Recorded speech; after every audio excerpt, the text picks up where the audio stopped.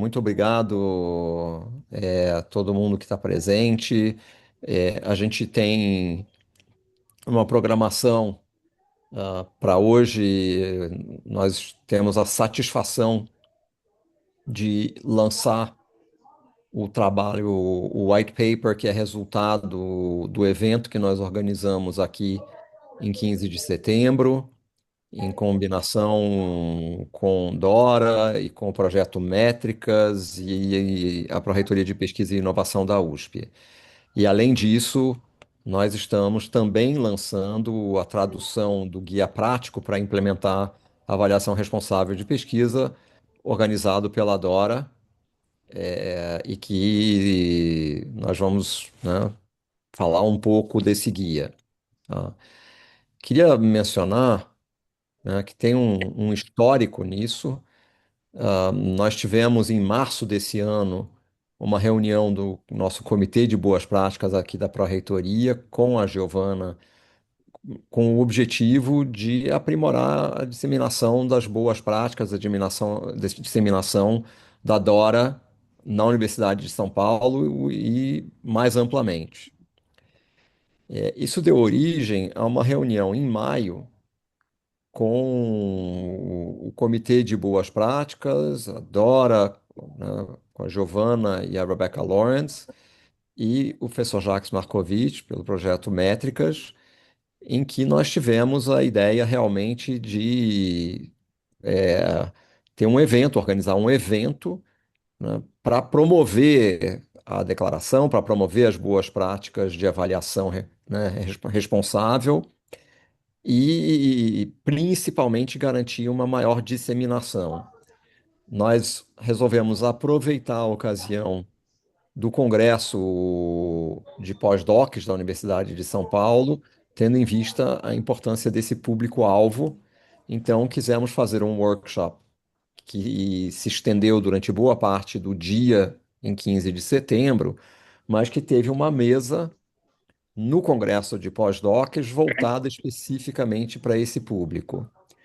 E, conforme excelente sugestão, né, vinda principalmente do professor Jaques, nós fizemos o evento em três etapas, né? Um evento preliminar de preparação, em 15 de agosto, que nos permitiu organizar melhor como seria o evento do dia 15 de setembro, as partes envolvidas, né? E no dia 15 de setembro, nós tivemos o workshop, né? Uma introdução, um painel no Congresso de pós-docs, em que nós contamos com a participação remota da doutora Cecília Magalhães, que é doutora pela USP e que foi selecionada no Schmidt Science Fellows, né, para um pós-doc muito especial, que obviamente envolve avaliação totalmente ortogonal às avaliações tradicionais baseadas puramente em métricas quantitativas. Nós tivemos a participação nesse evento do Phil Beatty, do Times Higher Education, e do David McAllister, do Schmidt Science Fellows, né, que comentaram desafios, né, mais amplos de avaliações, desde avaliações institucionais, como avaliações de pesquisadores individuais, e o David McAllister contou sobre os mecanismos de fazer o acompanhamento, né, desses fellows. Nós tivemos, né, participação com agências de fomento, CNPq, a FAPESP, tivemos a participação muito importante da Rede Brasileira de Reprodutibilidade. Tem alguém com o microfone aberto e ruído de fundo, gente. Eu vou pedir, por favor, para fechar os microfones. Nós tivemos uma participação também do grupo do G6, né, o grupo dos seis, das seis universidades públicas do estado de São Paulo, que nos informaram sobre as principais estratégias desenvolvidas nas instituições públicas do estado de São Paulo com vistas à avaliação responsável. No dia 16 de outubro, nós tivemos um pós-evento em que discutimos né, o conteúdo, as conclusões principais daquilo que foi tratado no evento, né, para produzir um report, né, um artigo que coloque desde as premissas importantes discutidas até aquilo que é o panorama atual, até os desafios que nós temos à frente. E, além disso, decidimos que deveria haver uma tradução, né, do guia de implementação prática. E hoje nós estamos aqui para lançar o documento produzido e a tradução.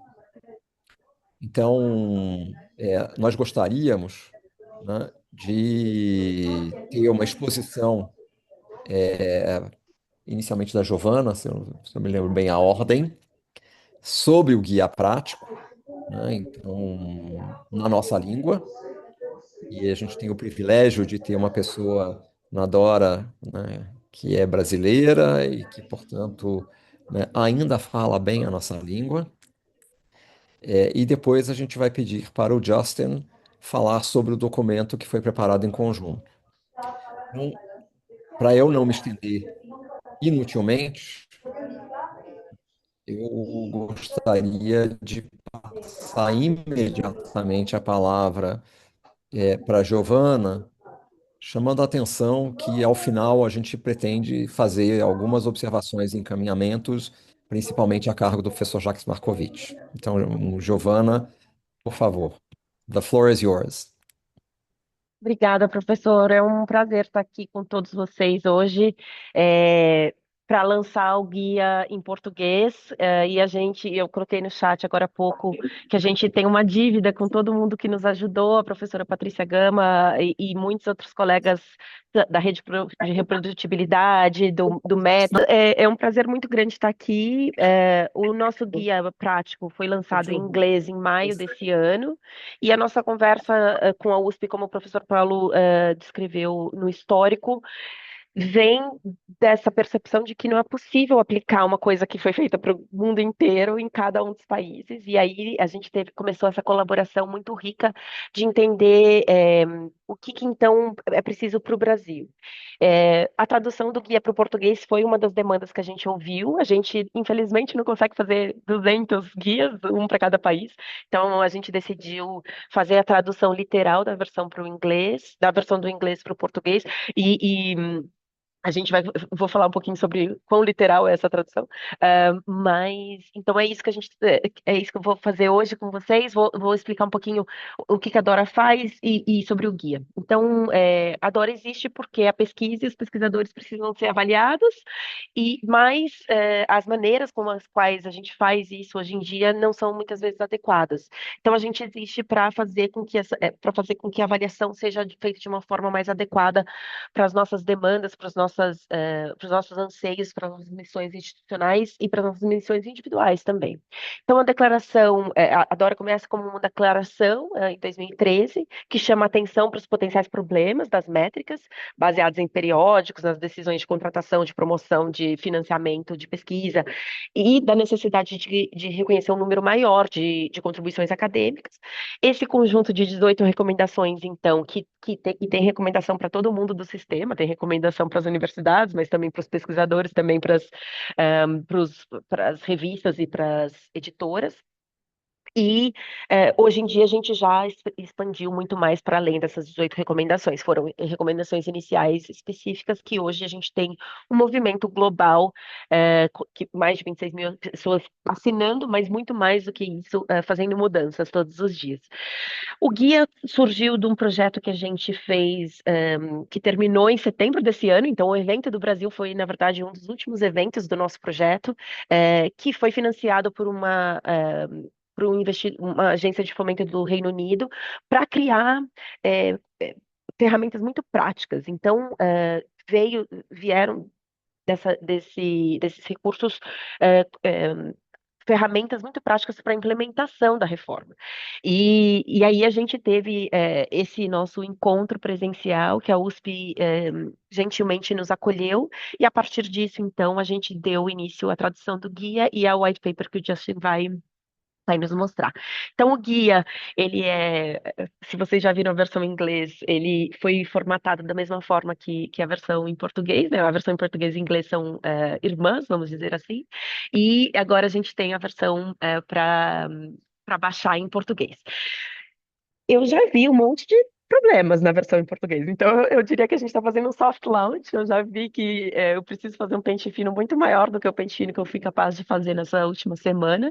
É, e aí seria legal a gente eu ouvir de vocês também o que vocês acham, porque tem umas traduções que no cabeçalho ficou uma coisa e na página ficou outra. Então, mas a ideia do guia, ó, e aí já tem um typo aí no meu slide.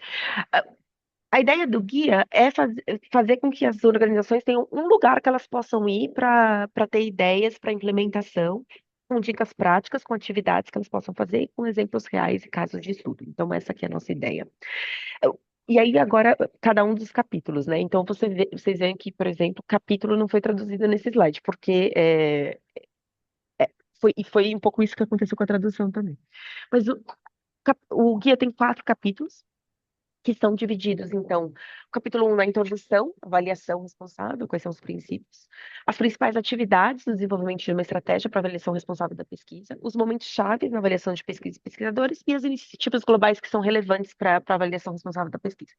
Então, no capítulo 1, a gente já tem uma série de recursos linkados que falam sobre a importância de valorizar a qualidade e impacto da pesquisa, e a parte de equidade, né, de inclusão e equidade. O capítulo 2 na parte principal fala principais atividades e depois fala atividade-chave no desenvolvimento da estratégia, que são 9 atividades que a gente coloca que estão em ordem, mas que podem ser qualquer instituição pode começar com qualquer uma delas. Então poderia ser envolvendo a liderança, trabalhando com uma task force, por exemplo, uma força-tarefa, ou desenvolvendo o monitoramento, a atualização da estação de estratégia. Então, são 9 atividades.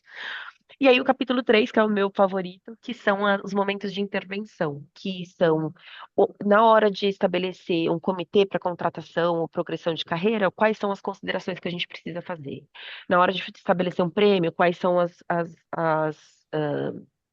considerações? Então, cada um desses 4 momentos tem uma série de intervenções potenciais. Não existe um peso e uma medida para todas as instituições, cada instituição vai ter uma prioridade. Então, são sugestões para que vocês consigam implementar de uma maneira mais fácil.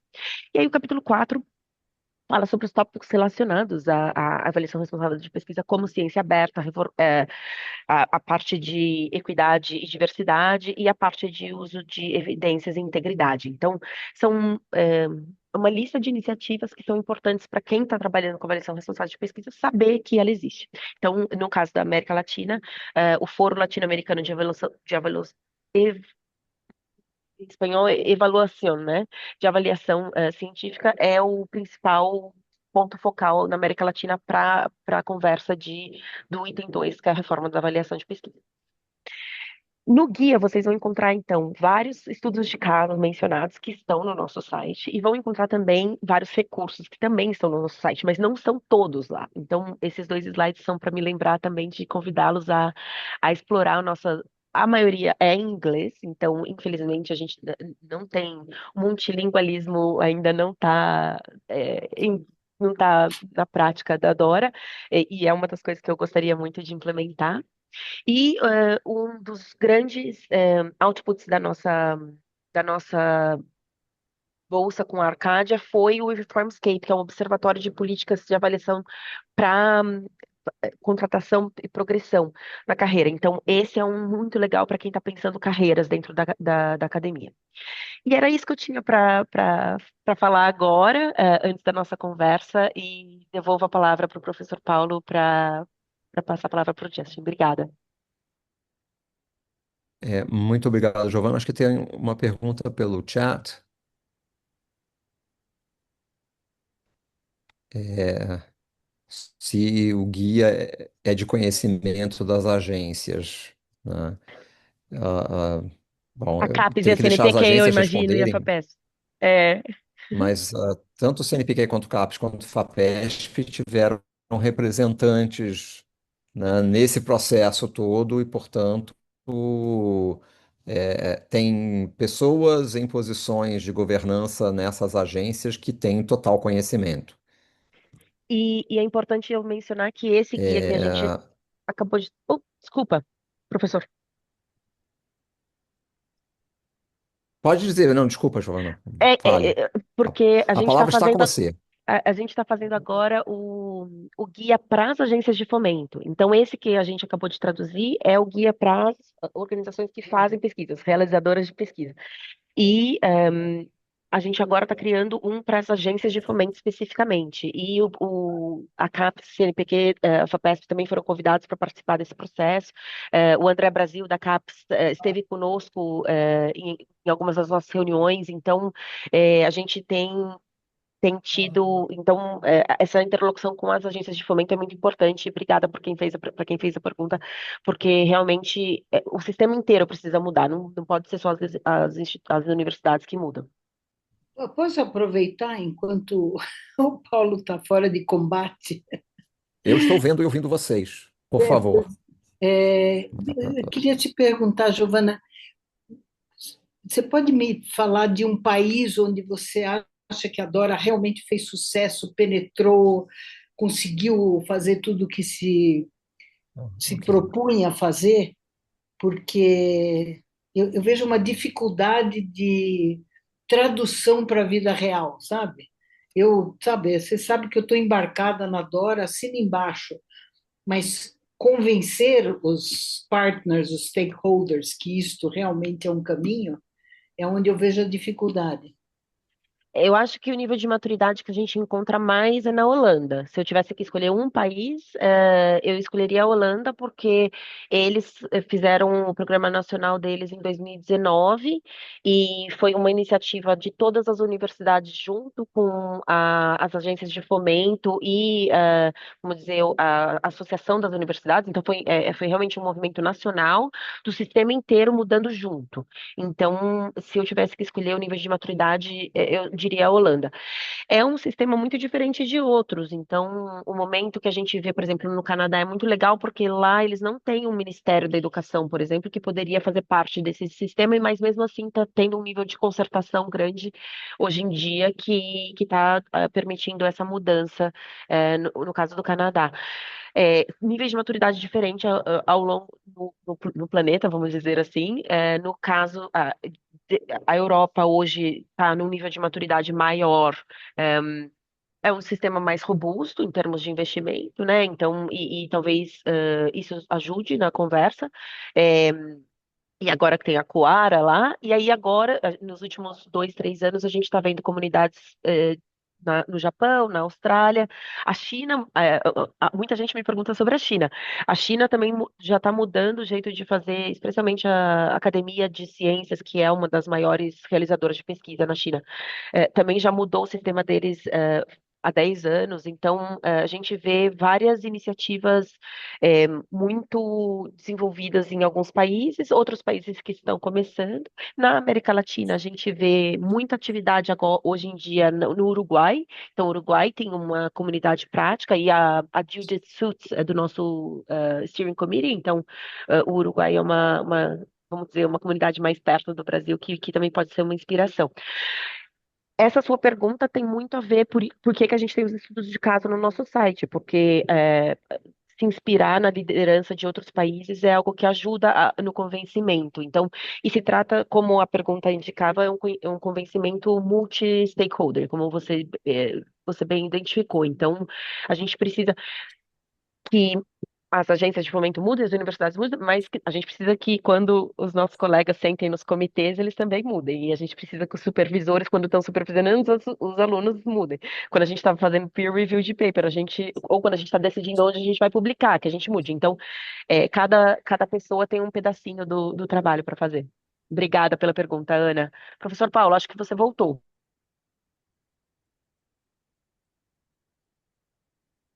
Sim, voltei. Na verdade, estava ouvindo vocês ainda dizendo que eu tinha caído antes de cair efetivamente. Ah, é, Mas eu queria agradecer muito, Giovana, e eu não sei se tem outras perguntas. Eu vi que tem uma pergunta no chat que eu estava me dedicando a responder, da Fraulein, sobre a DORA ser difundida e sobre a incorporação da DORA, ou a DORA mencionada como parâmetro nos projetos acadêmicos docentes da USP, né, que é o PRADO. A pergunta é se já está incorporada a avaliação de carreiras da USP, e eu acho que talvez seja precipitado afirmar de maneira peremptória que está plenamente incorporado, mas que claramente a mudança cultural está em curso e que isso vai orientar tanto os projetos quanto deve orientar os relatórios docentes na universidade, eu estou extremamente confiante. Pode falar, Giovana. Eu não sei o quanto vocês estão me ouvindo, se está em tempo real, se a minha fala está mastigada, enfim. É que você pausou e aí eu entrei.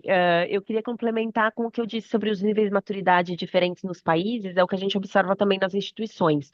Como a liberdade para definição das contratações muitas vezes fica no nível do departamento e dos institutos, o que a gente vê é que as instituições mudam, vamos dizer, em velocidades diferentes também. E talvez esse seja o caso da USP, e a gente ouviu um pouco disso no nosso evento, a Patrícia dando exemplos, por exemplo, do instituto dela, que já adotou algumas práticas que talvez em outros lugares da USP ainda não tenham sido adotadas. E essa é a realidade que a gente vê em outros países também, em outras instituições, não é algo, vamos dizer, típico da USP.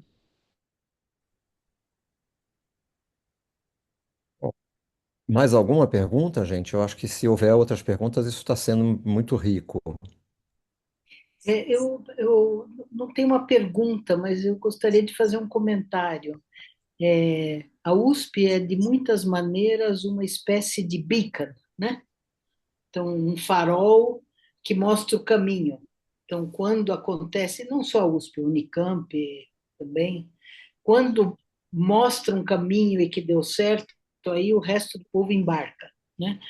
Então, eu acho super importante a divulgação disso e achar maneiras criativas de divulgar. Por exemplo, que o Instituto de Ciências Biomédicas agora mudou o sistema de contratação de, todas as instâncias onde isso mudou, né? Para mostrar que o caminho existe, inclusive para as universidades particulares, né? Então, algumas estão a bordo, totalmente, sei lá, INSPER, e o resto não toma nem conhecimento do que é. Então, é muito desigual, né? Bom, eu gostaria de propor que a gente, então, prosseguisse, pedir para o Justin apresentar o white paper, e aí a gente guarda tempo, né, para ouvir a Bruna e para prosseguir com conclusões, com discussão e conclusões e encaminhamentos. Então, Justin, por favor, the floor is yours. Claro, muito obrigado, professor Paulo. Ok, vamos ver. Tá vendo o PowerPoint? Eu acho que o comentário de Ana Carla aí foi muito propício em termos de exatamente isso é a lógica do white paper, é de mostrar que realmente não é só a USP, mas é o estado de São Paulo, é o sistema público do estado de São Paulo que realmente é geralmente o vanguarda no Brasil, né? Então, isso era. Não, pera aí. Isso é o PowerPoint errado. Desculpe. É esse aqui. Gente, ok. Não, agora tá certo. Isso era um anterior. Ok, justamente o estado de São Paulo é a vanguarda no Brasil, né? Então, meio que a lógica do evento que o professor Paulo apresentou, que inspirou, que deu, tipo, os conteúdos para este white paper, eram exatamente nesse sentido, né? Então, eu vou falar só sobre os pontos principais, porque, obviamente, tinha muitos conteúdos, vários dos colaboradores e contribuidores, estou vendo aqui na sala, então eu peço desculpas com antecedência se eu pulo algumas coisas ou se pessoas acham que eu podia ter falado mais. Desculpe, mas obviamente é muito rico e tem muito conteúdo lá por dentro. Inclusive também a gente tem o QR Code, é o link aqui para quem quiser ver o white paper enquanto eu estou falando.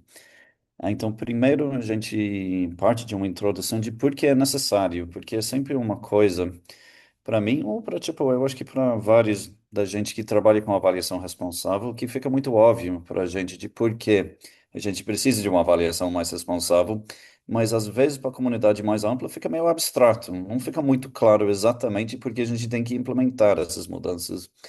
Então, tivemos uma observação que o século XXI é marcado por transformações tecnológicas, sociais e políticas muito profundas. A gente está vivendo num momento de transições gigantes em todas essas áreas. Por isso, os modelos tradicionais, como contagem de publicação, como o CAPES Qualis, como tipo escolha de periódico, como um jeito de avaliar o impacto ou o desempenho acadêmico, se tornou um pouco inadequado para o sistema para o sistema científico que a gente quer para o futuro.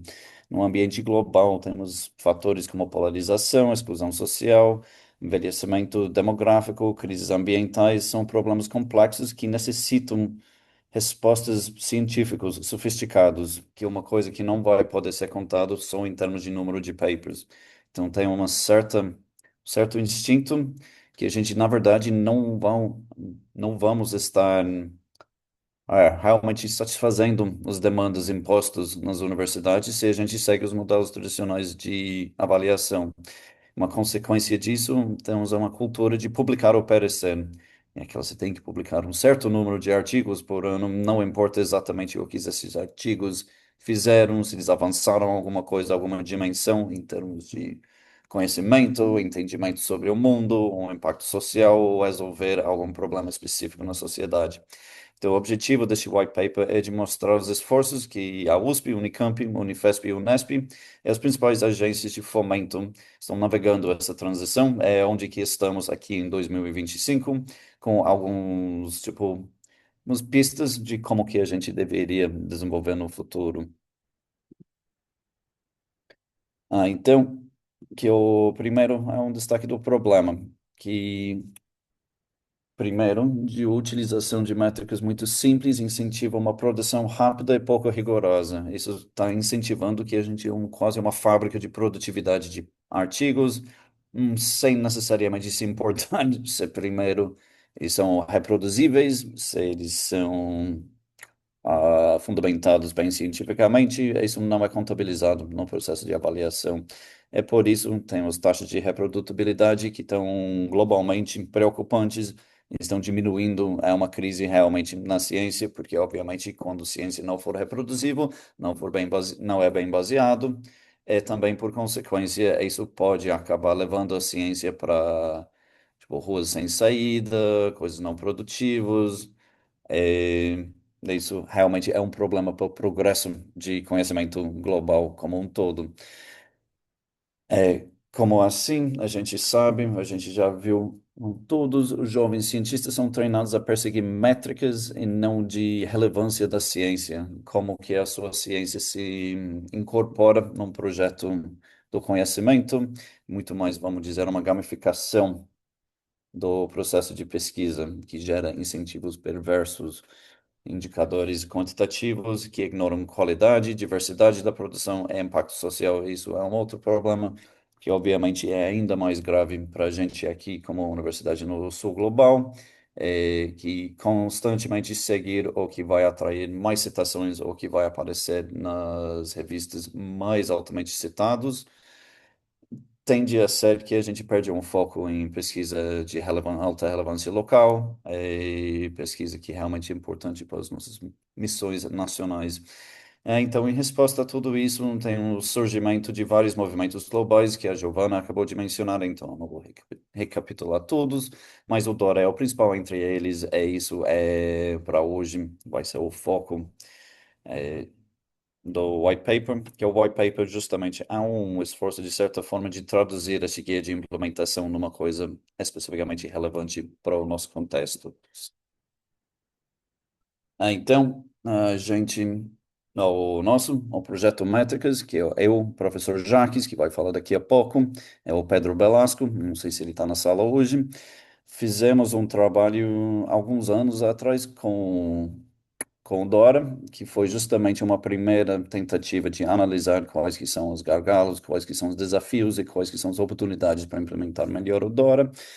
Então, nós também, a gente produziu uma lista de prioridades para 2025, 2026, que meio que orientava o jeito que a gente pensava a nossa interação com Dora. O primeiro é a necessidade de produzir mais métricas de impacto para o avanço do conhecimento, para a saúde pública, inclusão social, democracia, são tipo alguns exemplos só. Também a necessidade de abrir mais a nossa ciência, tipo, de realmente né, de abraçar os conceitos de ciência aberta, de ser muito além, muito mais do que apenas acesso aberto, mas que também considera, contempla coisas como dados abertos e também avaliação aberta. O terceiro seria uma governança, um fortalecimento de internacionalização, a nossa cooperação especificamente com o sul global, mas com o mundo mais amplamente. O terceiro é um enfoque nas áreas para quem é relevante, um enfoque realmente muito forte em desenvolvimento sustentável, um alinhamento melhor com as demandas da sociedade, as demandas ambientais, sociais, assim por diante. Então, as três ações prioritárias que o Dora Métricas identificaram foi, primeiro, que precisamos de uma conscientização da comunidade científica sobre avaliação responsável. É um problema que é muito grande, que tendemos a ficar, as nossas comunidades que falam sobre governança de pesquisa, a gente sabe muito bem o que é avaliação responsável, e uma vez que se pisa lá fora e começa a falar, tem pouco conhecimento de o que é realmente. Então, são realmente iniciativas de raising awareness são muito importantes. O segundo, a conclusão que a gente chegou foi que o treinamento de avaliadores, gestores e docentes realmente carece também. É uma coisa que tende a ser que viram um avaliador, é uma coisa que cai para você porque você é um pesquisador muito bom. Não é, você não recebe uma orientação específica de como avaliar os seus pares. Então, com a ideia que sempre deveria ser uma coisa que nem o peer review de um artigo, mas não é exatamente o mesmo processo quando você está olhando de forma mais holística. Então, temos uma necessidade muito grande de treinar especificamente quem está avaliando. É, o terceiro é na execução, no desenho, execução e acompanhamento sistemático de cada ciclo de pesquisa também, porque, na verdade, isso é uma coisa, um princípio básico é que a avaliação responsável não é um ponto de destino, é um processo, que provavelmente nunca vamos chegar no ponto final em que somos responsáveis agora, a gente pode desistir, a gente pode parar, fica no tempo, é isso porque agora a gente atingiu o modelo perfeito. Não existe isso, na verdade, é uma coisa iterativa, é uma coisa que vai depender em looping em feedback loops, em tipo, cada vez a gente analisa exatamente o que estamos fazendo para no futuro resolver eventuais problemas, porque na verdade felizmente é um lugar que a gente nunca vai chegar definitivamente. Então, agora vou falar brevemente sobre cada uma das iniciativas das universidades principais do estado de São Paulo e como que eles estão abordando isso, porque cada um tem abordagens levemente diferentes. É a Unicamp, que foi a primeira signatária do Dora, que na criação do escritório de dados, que era um escritório desenhado justamente para ajudar a governança, para ajudar a reitoria da universidade a utilizar mais e melhor qualidade de dados para tomar decisões institucionais. Logo depois disso, foi a implementação do RADEP, que é o sistema devia ter incluído o nome completo e não só o acrônimo, mas basicamente é o sistema que eles estão utilizando para coletar a informação. Eu vou falar só um pouquinho sobre as iniciativas mais centralizadas, que primeiro isso foi sob a egida, sob a liderança da Fátima Nunes, que fizeram um diagnóstico inicial que mostrou uma dependência muito excessiva de métricas tradicionais nos planos acadêmicos, que isso precisa, obviamente, mudar e começar a se incorporar. Incorporar mais o DORA nos planos de pesquisa, processos de contratação, especificamente nos processos de decisão de progressão de carreira, Isso está sendo cada vez mais incorporado, mas como a Patrícia já deve ter falado muito bem sobre o que está acontecendo no ECB, isso serve como modelo que a gente usa no paper de mostrar as melhores práticas que estão sendo empregadas na USP. Que, como foi mencionado, que cada vez mais o Dora vai ver uma coisa absolutamente integral, é tipo quase essencial para mencionar em processos como livre docências, tipo outros progressos, coisas de progresso de carreira. Agora que o Unifesp está em processo de adesão à Dora, que o curso Métricos, na verdade, que o Métricos faz um curso que durou o ano inteiro, que treina lideranças universitárias, pesquisadores e professores, em termos de vários aspectos de governança de pesquisa, mas a avaliação responsável é um dos principais, que isso se torna na Unifesp um polo de formação de dezenas de gestores e docentes, que agora está liderando essa mudança, essa transição para avaliação responsável, que também contou com a reestruturação de escritório de dados, uma ligação direta à reitoria que permitiu essas mudanças sejam mais rápidas, que também eles agora estão implementando planos de trabalho detalhados em termos de contratação, ao invés de apenas avaliar pessoas na base dos seus currículos Lattes, os seus currículos no passado. É uma ideia que é muito mais responsável em termos de pensar em o que se vai fazer no futuro. Também eles criaram uma plataforma para monitoramento contínuo de atividades docentes, que isso, ao invés de se torna só dependendo no resultado final, pode compreender mais processos, pode compreender mais impactos e uma diversidade muito maior em termos de o que é contabilizado como avaliável. Porque, como sabemos, é uma das coisas mais importantes que é muito bem querer saber. É muito bem querer que os nossos docentes fazem uma gama muito grande de atividades e a gente não avalia. A gente sabe o que é avaliado, geralmente o que é valorizado, então isso que pessoas vão se enfocar, né? Então isso é um passo muito importante. É o fortalecimento dos nossos sistemas tecnológicos, e não só os nossos sistemas, ah, não só os nossos sistemas políticos, em termos de como que a gente vai avaliar. Eles estão nessa mudança para uma ênfase de cultura de avaliação qualitativa e a governança baseada em dados.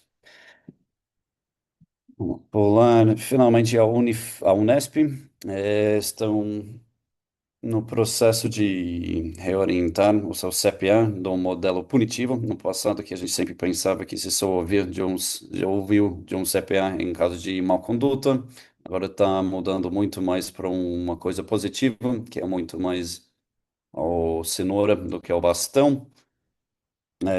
Avaliação departamental coletiva agora está substituindo o foco individualizado e produtivista.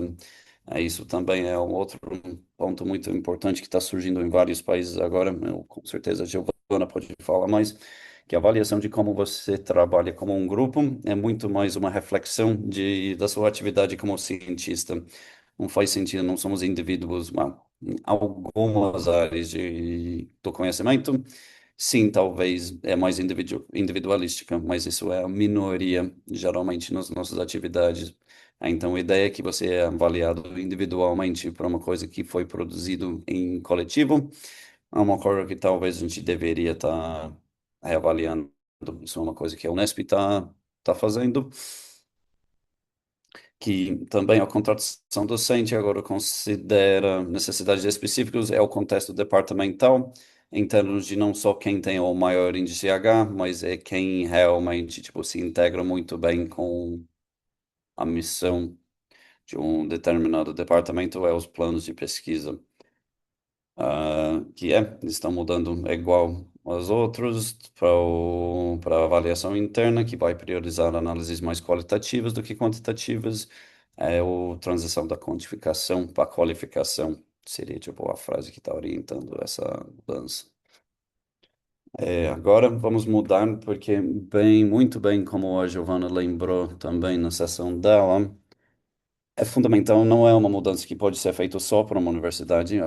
com certeza não pode ser feito só por uma reitoria, depende também, primeiro, da comunidade científica, mas também as agências de fomento têm um papel determinante nisso, porque, obviamente, são os agentes de fomento que estruturam o jeito que a gente consegue exercer o poder sobre a pesquisa, porque sem o financiamento você não consegue abordar projetos grandes. Então, para a FAPESP, tem 4 pontos principais que foram apresentados. O primeiro é o desafio do revisor, que é um número muito grande de revisores ad hoc, que eu acho que eu imagino que todos nós já fomos expostos a isso em algum momento ou outro, que a FAPESP é uma organização que corre muito bem, que é muito bem estruturado, porém depende da qualidade dos seus revisores. Então, se os seus revisores não são treinados em práticas responsáveis de avaliação e vão depender, vão sempre recorrer para os mesmos práticos de antes, não importa de quão forte a política interna da FAPESP seja, porque, na verdade, eles vão replicar o que veio por trás, o que veio antes, mesmo com a fundação indo para frente. Então, a FAPESP foi absolutamente vanguarda em olhar além do currículo, que orienta explicitamente os seus avaliadores em não supervalorizarem currículos vitae, mas especificamente não só os Lattes, porque o Lattes é muito bom como repositório pessoal, não é muito bom como uma descrição profunda do seu valor ou o valor de um pesquisador, especificamente de um valor ao pesquisador principal.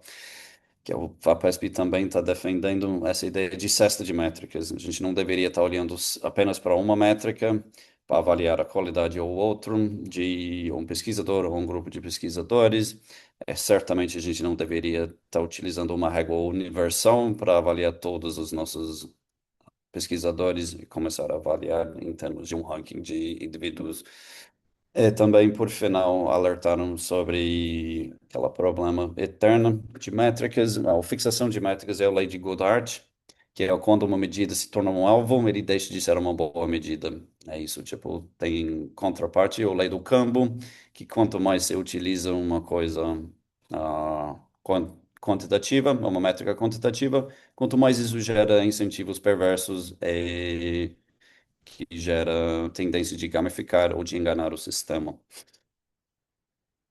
Que agora vamos falar brevemente sobre o contexto nacional, também um pouco sobre o trabalho da Rede Brasileira de Reprodutabilidade, que o primeiro é o CAPES, tá, que obviamente um nível federal é um pouco mais difícil, um pouco mais engessado em termos da sua governança e estrutura, a mudança tende a ser um pouco mais lento, porém agora tanto o CAPES quanto o CNPq estão em momentos de transição muito rápidos agora. Com CAPES, o primeiro, talvez o mais marcante, é o fim do Qualis tradicional, aquele sistema que estamos todos acostumados há muitos anos de avaliar em termos de tipo de avaliar a qualidade de um artigo em termos de da pontuação que ele ganha no Qualis por causa da sua revista, isso não vai existir mais. Isso vai valorizar muito mais a divulgação, impacto social e boas práticas. Isso é uma transição muito importante, porém vai ser uma transição muito grande para CAPES que eles vão precisar realmente vai ser a mudança, de certa forma, foi a parte fácil, a implementação vai ser a parte mais demorada. Mas isso eu vou discutir no próximo slide. O CNPq, que mudou para um currículo narrativo, o justificativo de impacto, tem novos indicadores para equidade de gênero, diversidade regional, que estão realmente tipo fazendo uma transição para ser uma agência de fomento um pouco mais responsável, porém com certas barreiras e desafios, e várias dessas coisas ainda não tipo necessariamente produziam resultados quantificáveis. Isso está tudo tipo lá pelo futuro, que, como eu falei, é o desafio comum de todos os três que a gente olhou, ou todos os três que apresentaram, que os comitês ainda resistem muito e tendem a recriar rankings métricos, rankings tradicionais, apesar de toda a pesquisa nova que foi feita, apesar de todo o trabalho de ir numa direção, ainda fundamentalmente depende de indivíduos e pessoas lá dentro de um sistema que são muitos confortáveis de como que o sistema anterior funcionava, mesmo sabendo que não é necessariamente o melhor possível. é mais fácil só recriar o que veio por trás do que aprender uma coisa nova. É um desafio muito grande para a gente, que agora, vou falar rapidamente, tipo, isso é o trabalho que a Rede Brasileira de Reprodutabilidade fez com a CAPES, que aí eles identificaram vários gargalos e também várias oportunidades para a CAPES nessa transição. O primeiro é de incentivar o uso de portfólios de pesquisa com resultados selecionados, como atualmente feito na CAPES, CNPq, mas também a gente está vendo tipo, muito na FAPESP também, com o súmulo curricular, que não é mais uma questão de quanto você conseguiu publicar, é uma questão de quais que são os seus destaques, quais que eram as coisas mais importantes que você fez na ciência. O segundo, que tem que valorizar e incentivar produções abertas, e incentivar os CAPES e CNPq a ampliar a gama de resultados técnicos que são permissíveis em processos de avaliação. Isso também é muito importante pelos motivos principais que eu mencionei lá no início disso, que os principais desafios que a ciência está sendo chamado a contribuir são complexos. Não adianta a gente só contabiliza certos tipos de produção muito restritos em termos de o que é avaliável, porque isso vai acabar constrangendo muito a ciência. O terceiro, que precisa muito de treinamento de avaliadores e cientistas em avaliação responsável, de entender de como empregar uma avaliação mais responsável, ao invés de só recriar o que veio por antes, é também, por final, de estabelecer metas e marcos claros para progresso, de como que a gente sabe que a gente está saindo de ponto A, chegando no ponto B, como que a gente vai conseguir planejar e mapear essa transição. Hum.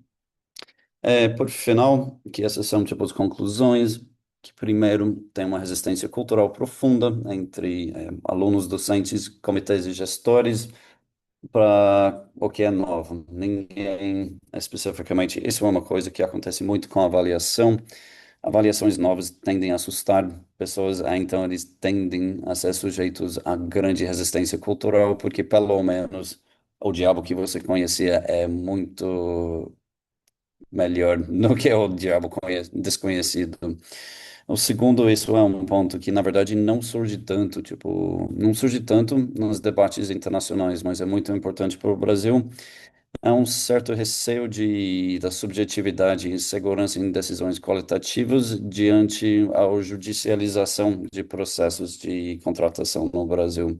É uma coisa que é, tipo, eu acho que talvez exista em outros países, mas é uma coisa que é muito mais prominente aqui, que na verdade é uma coisa puramente quantitativa, é mais fácil de depender da sua base, a sua decisão, porque não corre o risco de repente de aparecer lá na frente de um juiz que não é um cientista, não é um especialista que está sendo chamado para julgar se a contratação for verdadeira ou não. O terceiro, que a gente tem sistemas tecnológicos muito fortes no Brasil, mas agora são relativamente antigos e eles precisam de uma atualização para ser mais adequado a essa transição. O Lattes e Sucupira e plataformas das agências de fomento precisam englobar, é preciso ter mais latitude para englobar a ciência aberta, para outros tipos de produções, como o que eu mencionei antes. Isso vai, isso vai requerer um certo investimento ao longo dos próximos anos, mas vai ser muito importante as agências e as universidades conseguirem chegar onde que eles querem. O quarto é essa lacuna de conhecimento, que eu já falei, que no geral, quando a gente pisa por fora da nossa comunidade, de repente a se encontra que o conhecimento de avaliação responsável é muito mais baixo do que às vezes a gente imagina. Necessidade de treinamento é uma mudança cultural geracional. Isso é a importância de enfocar especificamente nos pesquisadores no início da carreira, os pós-doutorandos, para garantir que são a próxima geração que, na verdade, que geram essa demanda, que, na verdade, são os propulsores dessa transição. Porque, isso é a visão futura que o evento chegou, que a ideia é que a avaliação deveria ser significativa, é baseado em valores científicos, em impacto real, e não em métricas e indicadores que são relativamente abstratos, que, tipo, vai divergir de interesse ou importância científica. Então, agora, o white paper inteiro está no Zenodo, pode seguir este QR Code aqui. Muito obrigado.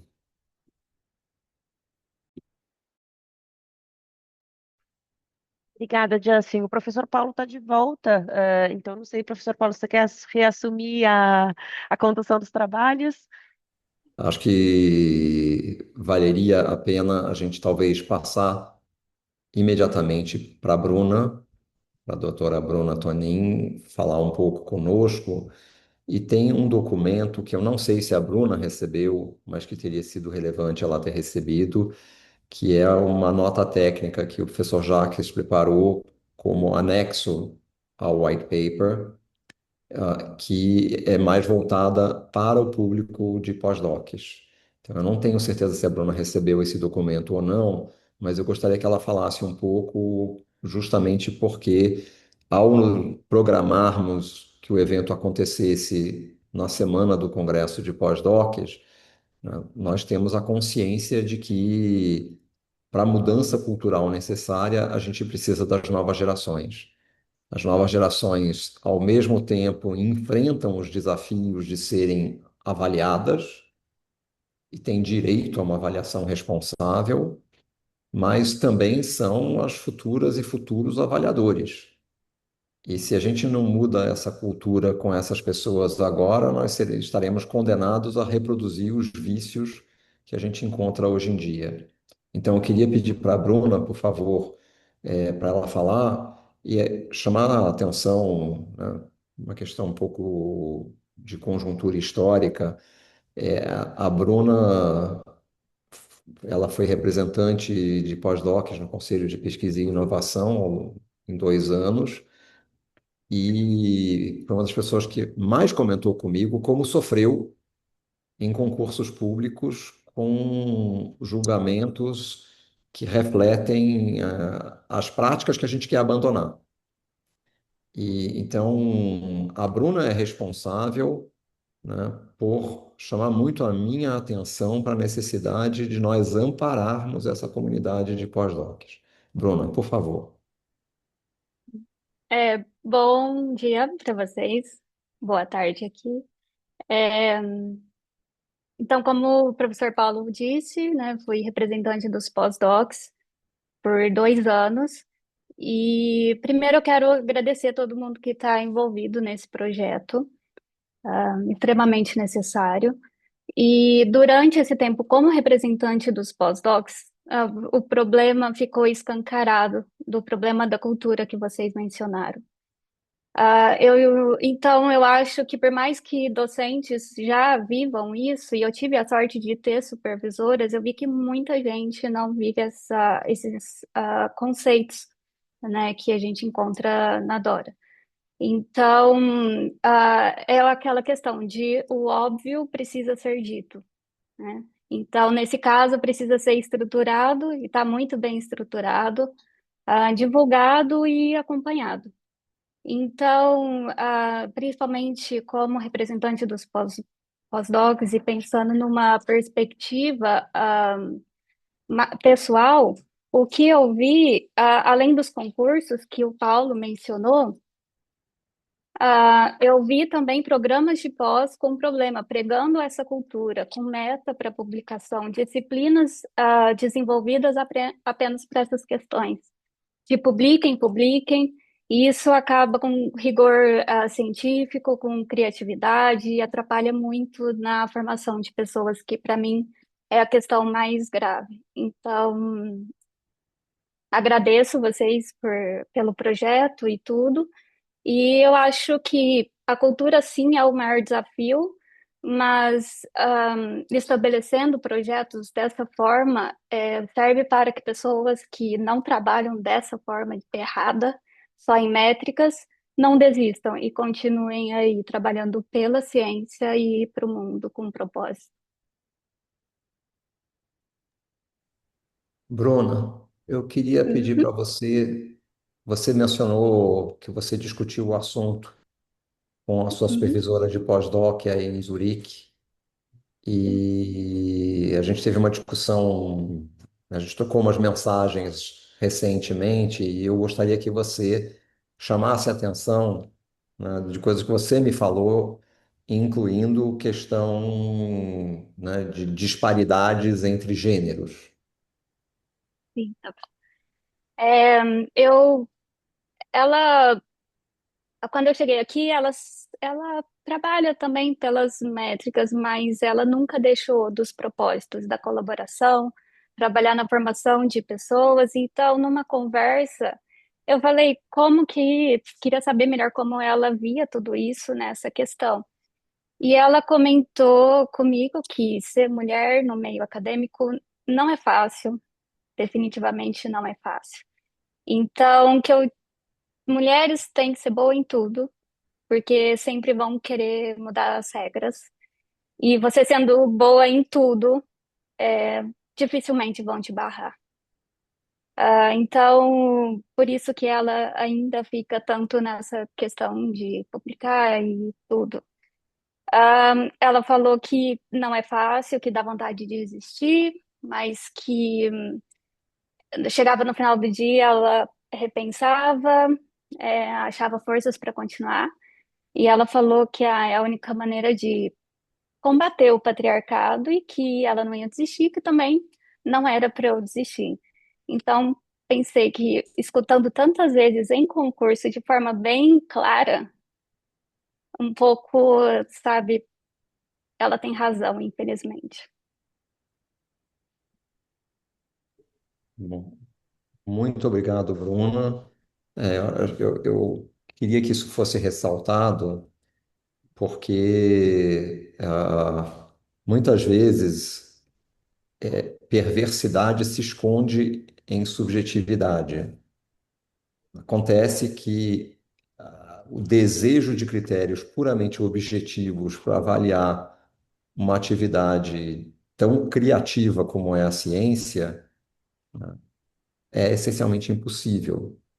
Então, a gente precisa de projetos como o projeto Métricas para conseguir balancear, né, uma objetividade, mas que não descarte essa subjetividade inerente, né? E a ideia, né, do que a Bruna comentou é justamente você entende que precisa atingir certos patamares, né? E sempre fica aquele receio de que no momento em que você está chegando ali, né, na boca do gol, que desloquem as traves e você então não consegue atingir porque subjetivamente deslocaram as traves e resolveram valorizar outras coisas.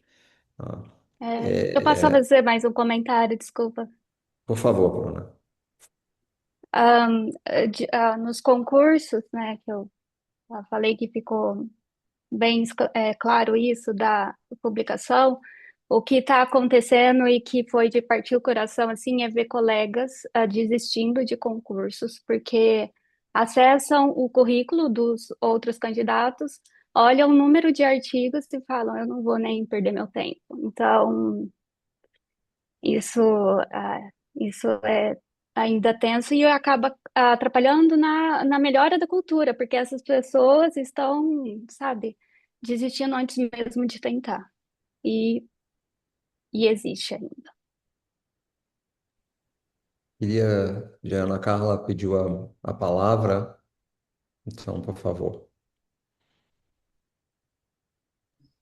Obrigada. Eu queria fazer dois comentários. Eu só queria comentar a respeito do que a Bruna falou, que essa cultura está entranhada de uma tal forma que eu me lembrei que eu vivi tudo isso há 50 anos atrás e nem estranhei, sabe? Era assim e acabou. Então, nós estamos avançando no sentido de que isso hoje está mais consciente, as pessoas sabem que isso existe e tentam atacar esse problema.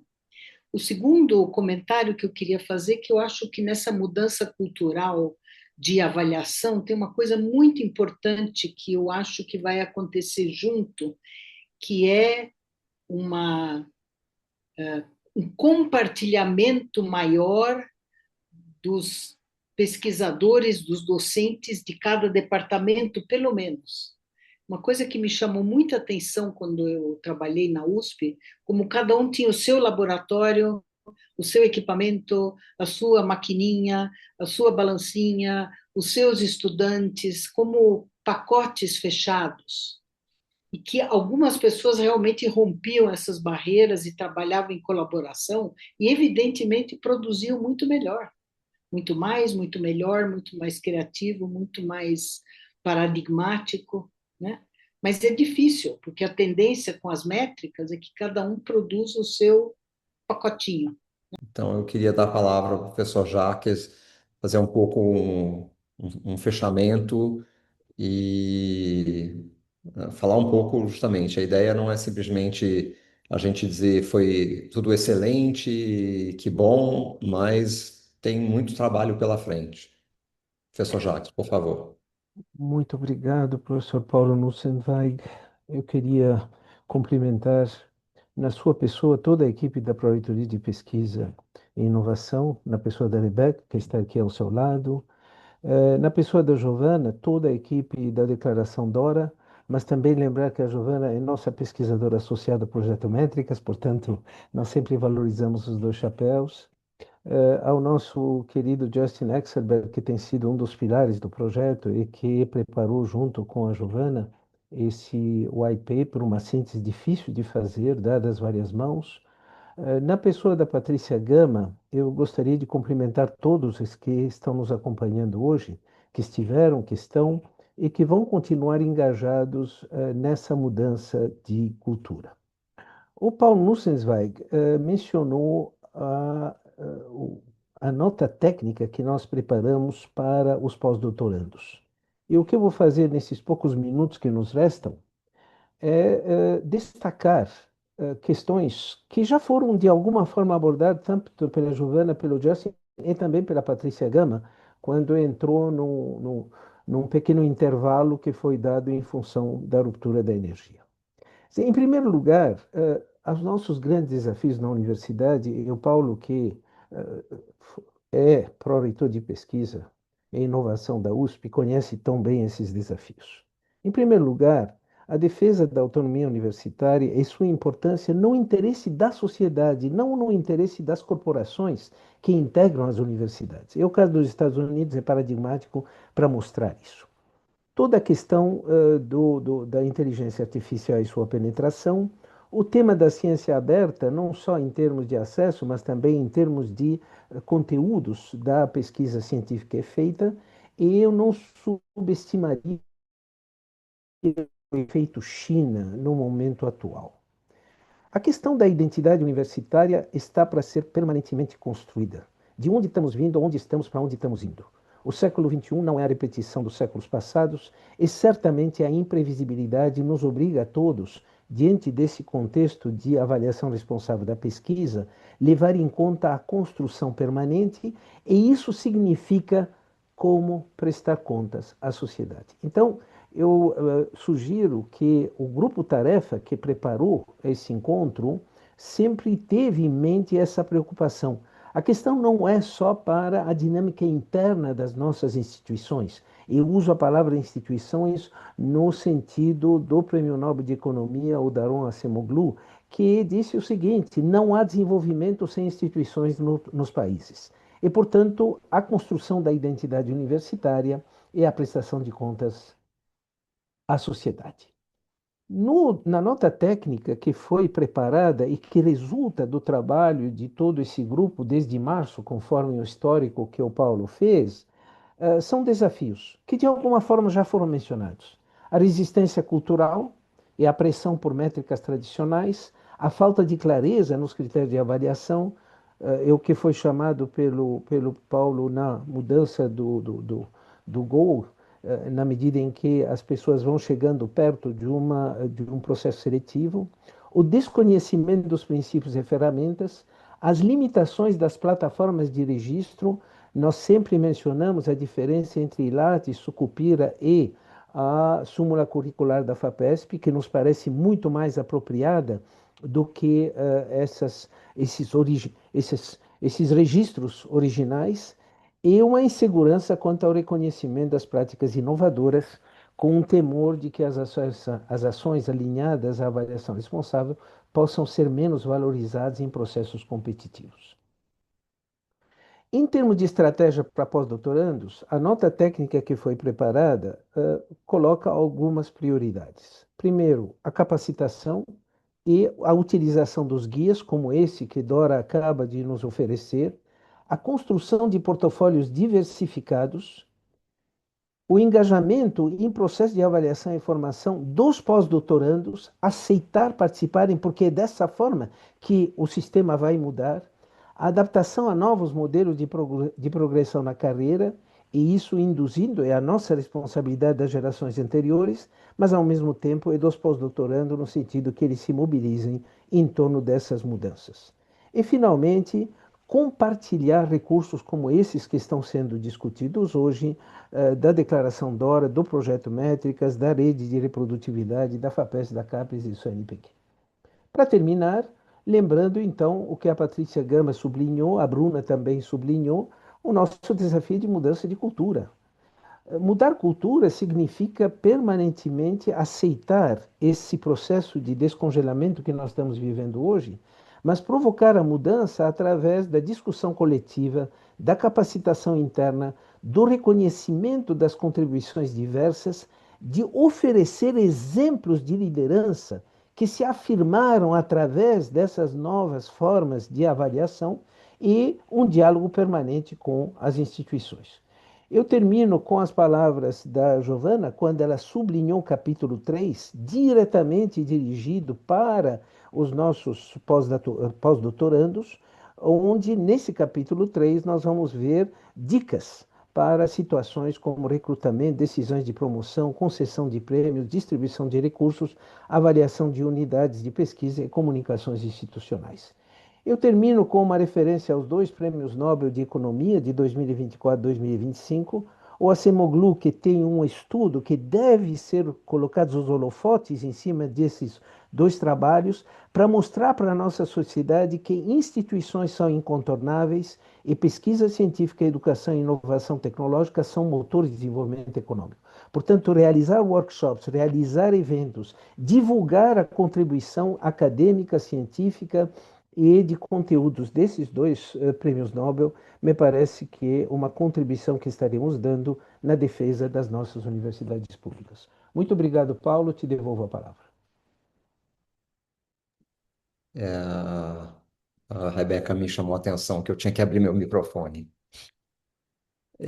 Nós temos 1 minuto, então eu não vou me estender além desse 1 minuto, só dizer que foi um imenso privilégio trabalhar desde março com a Giovana em especial, o professor Jaques, o Justin, a Rebecca Lawrence, a Rebeca Camaroto, né, os membros do nosso Comitê de Boas Práticas da Pró-Reitoria, a Patrícia Gama, e eu acredito que todas e todos nós tenhamos aprendido bastante nesse processo, mas o caminho que a gente traçou é muito menor do que o caminho à frente. Tem uma estrada imensa à frente e todas e todos nós temos responsabilidade nessa estrada. E a responsabilidade não é da Bruna, não é da geração da Bruna, é nossa responsabilidade para que a nossa geração deixe condições melhores, né? Abra caminhos melhores para a geração da Bruna e as gerações que vêm depois. É só um começo, né? Nós temos o contato de todo mundo aqui e nós vamos continuar nesse contato. Então, agradeço realmente a todo mundo e vamos aproveitar o que a gente produziu, vamos disseminar o que a gente produziu, mas tem muito, muito chão pela frente. Mangas arregaçadas.